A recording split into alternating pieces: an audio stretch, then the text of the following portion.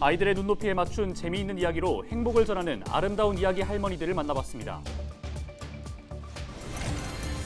취약계층의 주거 환경과 위생 개선을 위한 찾아가는 세탁자 서비스가 복지 사각지대 발굴에도 도움이 되고 있습니다. 영주시는 운영 결과를 살핀 후 차량 추가 도입을 논의할 계획입니다. 경주 청년센터가 경청이라는 주제로 청년들의 목소리에 귀를 기울였습니다. 청년들의 참여가 청년 정책을 바꾸고 선도할 수 있을지 기대됩니다. 대구 달성군 구지면에 있는 대구 국가산업단지 2단계 산업시설 용지 분양이 8일부터 시작됐습니다. 전체 산업용지 규모는 16필지 23만여 제곱미터입니다.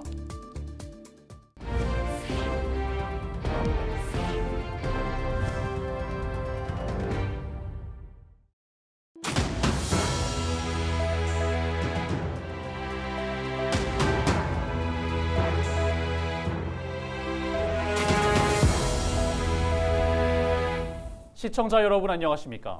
헬로티비 대구 경북 뉴스입니다. 아름다운 이야기 할머니라고 들어보셨습니까? 우리 고유의 옛날 이야기를 들려주는 분들인데요. 아이들에게 인기 만점입니다. 아이들의 눈높이에 맞춘 재미있는 이야기로 행복을 전하는 아름다운 이야기 할머니들을 이하영 기자가 만나봤습니다. 하나 둘 셋 넷 이야기 시작. 우리 모두 신나게 잘 들어보아요. 귀는 쫑긋 눈은 반짝 준비됐나요? 하나 둘 셋 넷 출발합니다. 빵빵. 할머니의 이야기 보따리가 풀리자 아이들의 눈빛이 반짝입니다. 올해로 13년째 이야기 할머니로 활동하고 있는 손경로 씨. 손녀를 위해 동화책을 읽어주고 옛날 이야기를 들려주던 경험을 살려 이야기 할머니에 지원했습니다. 평소에 아이들을 참 좋아했어요.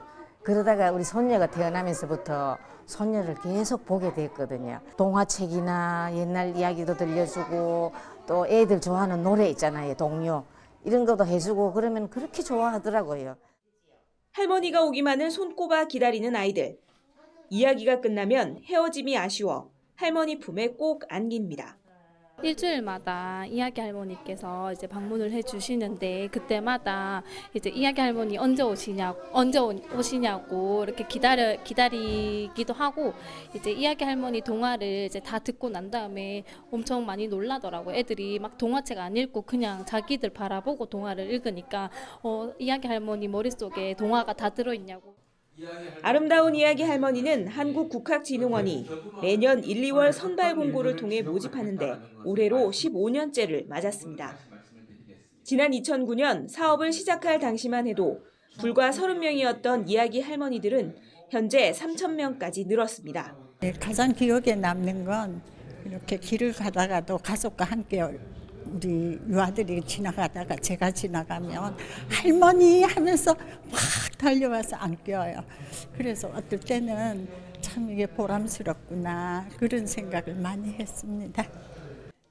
친근하고 자애로운 할머니처럼 따뜻한 사랑과 행복을 전하는 아름다운 이야기 할머니. 눈높이에 맞춘 인성교육이 아이들의 성장에 큰 영향을 주고 있습니다. 헬로티비 뉴스 이하영입니다. 두꺼운 이불 빨래는 혼자 사는 어르신이나 거동이 불편한 분들에게 참 쉽지 않은 일입니다. 영주시는 찾아가는 세탁차 서비스를 통해 취약계층의 빨래를 돕는 것은 물론 생활환경 점검까지 펼치고 있는데요. 서희동 기자가 소개합니다. 시골 마을에 사는 80대 권재석 어르신. 따뜻해진 날씨에 겨우내 사용한 이불을 세탁해 정리해야 하지만 엄두가 나지 않았습니다. 집에서는 이불 세탁이 어려운 데다가 거동이 불편해 세탁소로 들고 가는 것도 힘들기 때문입니다. 하지만 어르신은 이제 마음의 짐을 덜었습니다. 마을에 세탁차가 찾아왔기 때문입니다. 말도 못하지 뭐.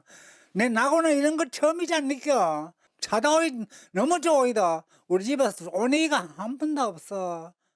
1톤 트럭을 개조해 만든 세탁차는 대용량 세탁기와 건조기를 비롯해 물과 전기가 없는 오지에서도 4번 이상 빨래를 할 수 있는 물탱크와 발전기를 갖췄습니다. 지난달부터 세탁차 운영을 시작한 영주시 지역사회보장협의체는 앞으로 세탁 공사를 넘어 취약계층의 해진 이불을 교체해주는 서비스로 확대해 나가겠다는 계획입니다. 찾아가가지고 무엇이 필요한지 더 그분들을 통해서 알아서 그것을 전달해주고 찾아주는 그런 서비스를 저희들이 할 예정입니다.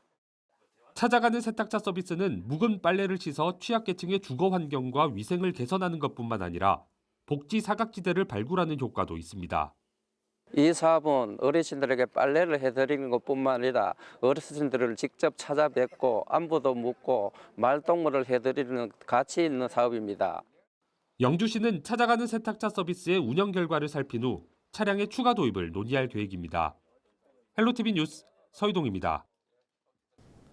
경주 청년센터가 지역 청년들을 초청해 경주 청년정책 참여 포럼을 열었습니다.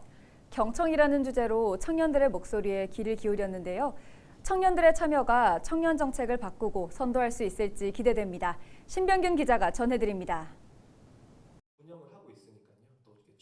경주 청년정책 참여 포럼 경청. 경주시의 지원을 받아 문을 연 북한문화공간에 경주 지역 청년 50여 명이 모였습니다.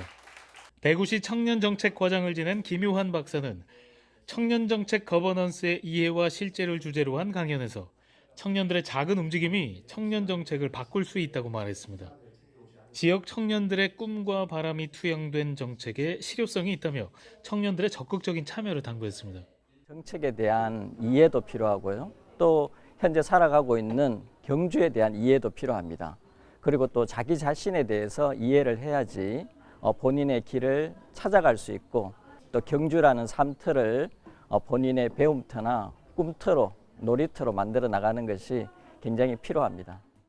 청년 포럼에 참여한 청년들도 청년 정책에 있어 주변인이 아닌 주인의식이 필요하다는 데 공감했습니다. 경주 청년센터의 다양한 청년 정책을 접하며 더 관심을 갖고 지금의 삶에 접목하고 적용할 계획입니다. 창업 특구나 이런 부분도 다양한 프로그램이 많다 보니까 참여할 의사가 있습니다. 경주 청년으로서 저희 청년 정책이나 이런 부분들이 좀 더 발전되었으면 좋겠고요.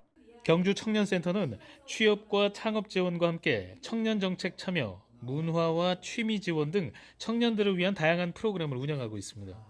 청년들의 이런 의견이라든지 목소리를 반영해가지고 어떻게 보면 중간 허브 센터로서 이게 청년들의 의견을 모을 수 있는 그런 거점적인 공간을 하고 있습니다. 문화, 생활, 예술, 창업, 또 기타적으로 동아리 지원까지 다양한 부분들이 지금 하고 있습니다. 끝없는 경쟁 속에 취업도 창업도 쉽지 않은 시대를 살아가는 청년들.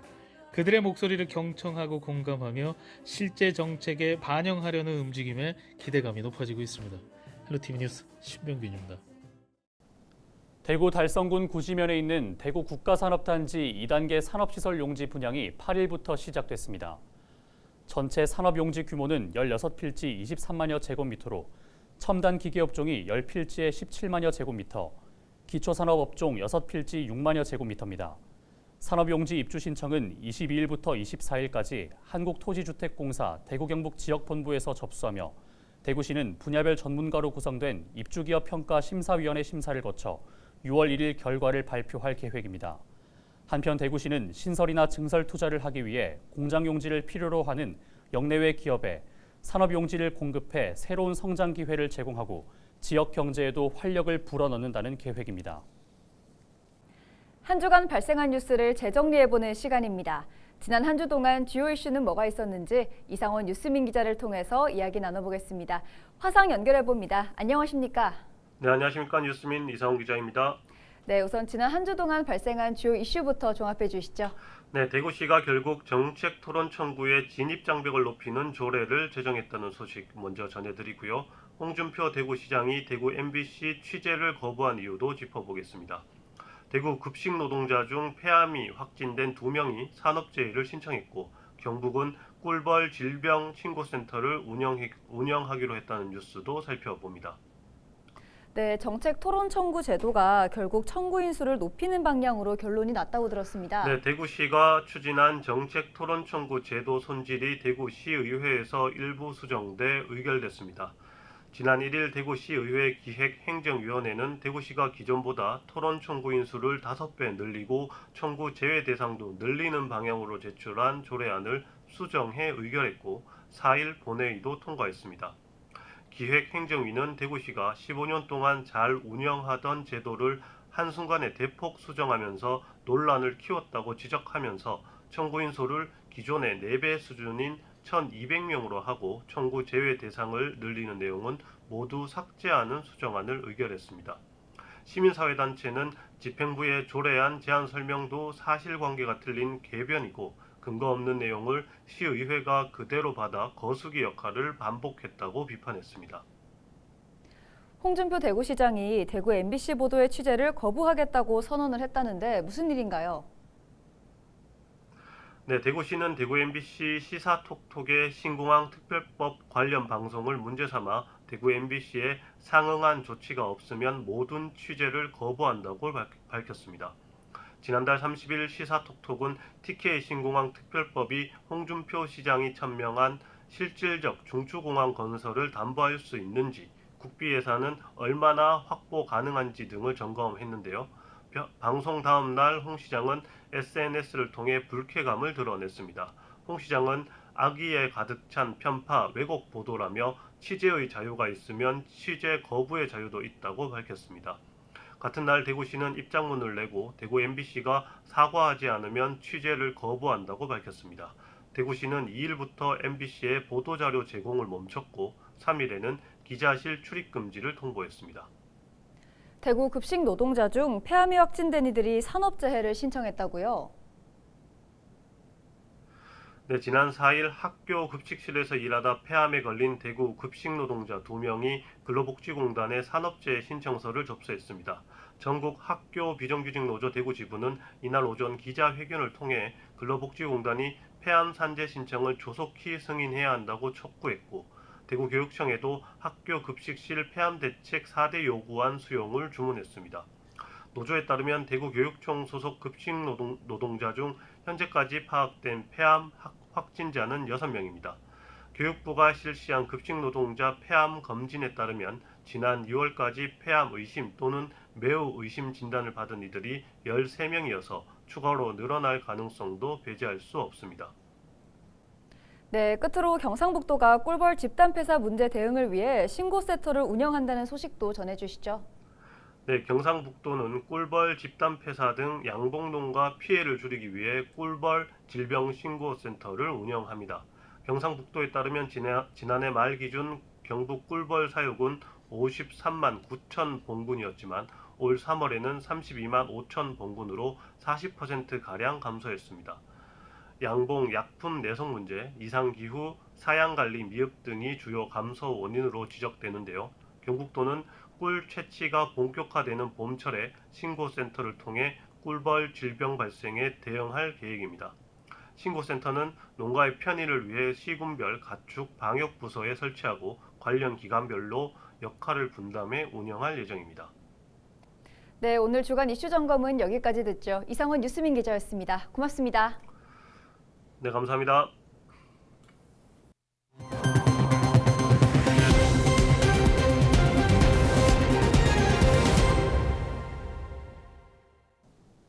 (4년) 만에 전면 대면 축제로 열린 2023 문경 찻사발 축제가 지난 7일 막을 내렸습니다.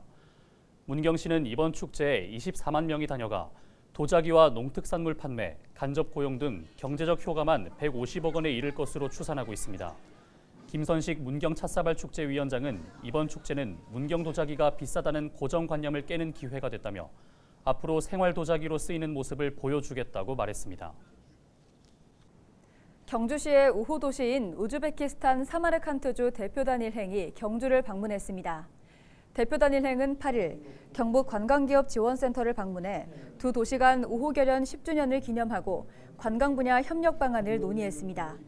두 도시는 실크로드 거점 도시라는 공통점을 바탕으로 지난 2013년 우호 도시 협약을 체결하고 학술 분야에서 중점적으로 교류해왔습니다. 대구 농수산물 도매시장과 축산물 도매시장, 한약재 도매시장을 통합 관리할 농수축산물 유통관리공사 설립이 본격적으로 추진됩니다. 대구시는 가칭 대구 농수축산물 유통관리공사를 설립하기 위해 지난 2월 행정안전부와 1차 협의를 진행했고 지방공기업평가원 타당성 검토 영역을 거쳐 주민공청회, 부처협의, 조례제정 등의 절차를 신속히 추진해 나갈 계획이라고 밝혔습니다. 이상으로 뉴스를 마칩니다. 함께해 주신 여러분 고맙습니다.